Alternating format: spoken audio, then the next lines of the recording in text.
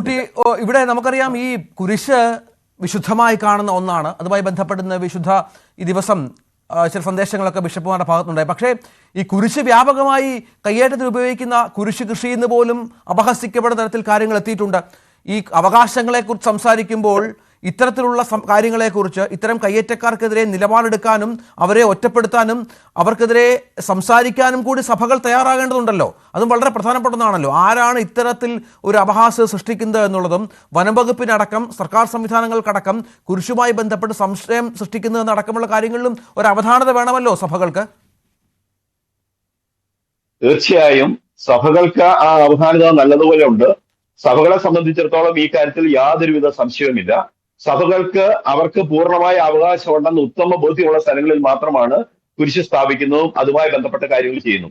സഭകൾ എന്നും ഗവൺമെന്റിനോട് സഹകരിച്ചുകൊണ്ട് തന്നെയാണ് പോകുന്നത്. അല്ലാതെ ഗവൺമെന്റുമായിട്ട് ആവശ്യമില്ലാതെ ശണ്ടയ്ക്കോ തർക്കത്തിലും ഇല്ല. അതേസമയത്ത് മത അനുഷ്ഠാനത്തിനും വിശ്വാസ ജീവിതത്തിനും അനുകൂലമല്ലാത്ത സാഹചര്യം സൃഷ്ടിച്ചാൽ അതിനെതിരെ വിട്ടുവീഴ്ചയില്ലാത്ത നിലപാടെടുക്കുമെന്ന കാര്യത്തിൽ യാതൊരു തർക്കവുമില്ല. ഇപ്പൊ ഈ ഏതെങ്കിലും ഒറ്റപ്പെട്ട ഇഷ്യൂസ് കാണിച്ചുകൊണ്ടും അതുപോലെ ചില സ്ഥാപിത താല്പര്യങ്ങളാണ് ഈ കുരിശ് കൃഷി എന്നൊക്കെയുള്ള പേര് വരുത്തി തീർക്കുന്നതിന് വേണ്ടിയിട്ടുള്ള ശ്രമങ്ങൾ നടത്തുന്നത്. സഭകളെ സംബന്ധിച്ചിടത്തോളം അത്രയും താല്പര്യങ്ങളില്ല. അതേസമയത്ത് നമ്മൾ ഓർക്കേണ്ട ഒരു കാര്യം, ഇന്ത്യൻ ഭരണഘടനയുടെ ആർട്ടിക്കിൾ 25 മുതൽ 28 വരെ ഭാഗങ്ങളിൽ പറയുന്ന മത അനുഷ്ഠാനത്തിനും അതുപോലെ നമ്മൾ വിശ്വസിക്കുന്ന മതം അനുഷ്ഠിക്കുന്നതിനും അത് പ്രചരിപ്പിക്കുന്നതിനും അതനുസരിച്ച് ജീവിക്കുന്നതിനുള്ള ഒരു സ്വാതന്ത്ര്യമുണ്ട്. അത് ഇന്ത്യൻ ഭരണഘടന ഉറപ്പു നൽകുന്ന സ്വാതന്ത്ര്യമാണ്. ഇന്ത്യൻ ഭരണഘടന ആർട്ടിക്കിൾ 12 മുതൽ നമുക്ക് നൽകിയിരിക്കുന്ന മൗലിക അവകാശങ്ങളുണ്ട്. ഈ മൗലിക അവകാശങ്ങളും നമുക്ക് നടക്കേണ്ടതുണ്ട്.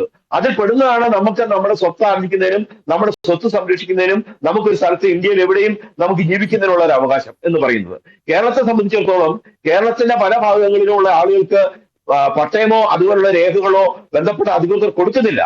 അത് കൊടുക്കാത്തത് അവിടെ താമസിക്കുന്ന ആളുകളുടെ കുഴപ്പമല്ല, അത് കൊടുക്കേണ്ടത് ഗവൺമെന്റ് ആണ്. ഇവിടെ തിരുവിതാംകൂറിന്റെ ചരിത്രം മുതൽ 1822 മുതലുള്ള തിരുവിതാംകൂറിന്റെ ചരിത്രം എടുത്ത് പരിശോധിച്ചോളുക.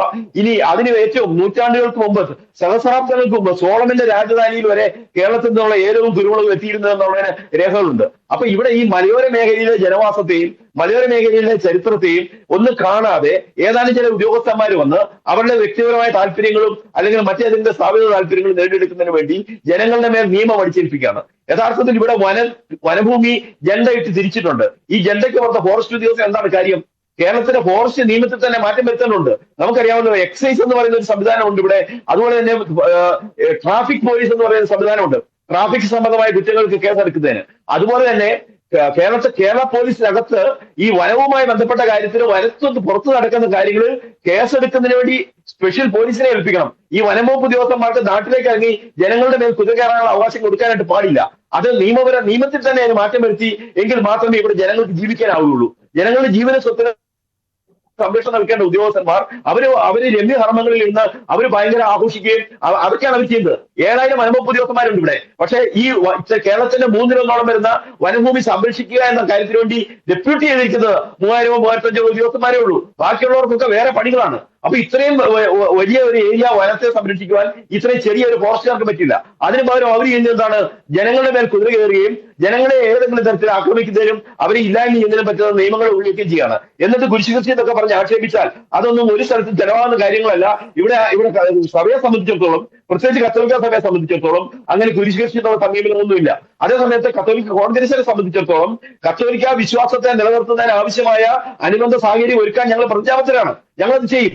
ഇവിടെ ഇന്നിപ്പോ അവിടെ മനോജല്ല, അവിടെ 100 കണക്കിന് പോലീസുകാർ വന്നാലും 10,000 കണക്കിന് ആളുകൾ ആവശ്യപ്പെട്ട് കഴിഞ്ഞാൽ അവിടേക്ക് ഇറങ്ങി വരാനും അവിടെ ഒരു കുരിശ് സ്ഥാപിക്കാനും ഒക്കെ കഴിയുവാനായിട്ടൊന്നുമല്ല. പക്ഷെ ഞങ്ങൾ നിയമത്തെ ബഹുമാനിക്കുന്നവരും നിയമം അനുസരിച്ച് പോകണം എന്ന് ആഗ്രഹിക്കുന്നവരുമാണ്. അതുകൊണ്ടാണ് ഒരു സംഘർഷത്തിന് ഒന്നും മുതിരാതെ അവിടെ പ്രാർത്ഥന മാത്രം നടത്തി തിരിഞ്ഞു പോയത്. അതല്ല, ഇനി സംഘടന ശക്തി വെച്ചുകൊണ്ട് വെല്ലുവിളിക്കാനാണെങ്കിൽ ആ വെല്ലുവിളി ഏറ്റെടുക്കാൻ പറ്റുന്ന കരുത്തുള്ളവർ തന്നെയാണ് ഇവിടുത്തെ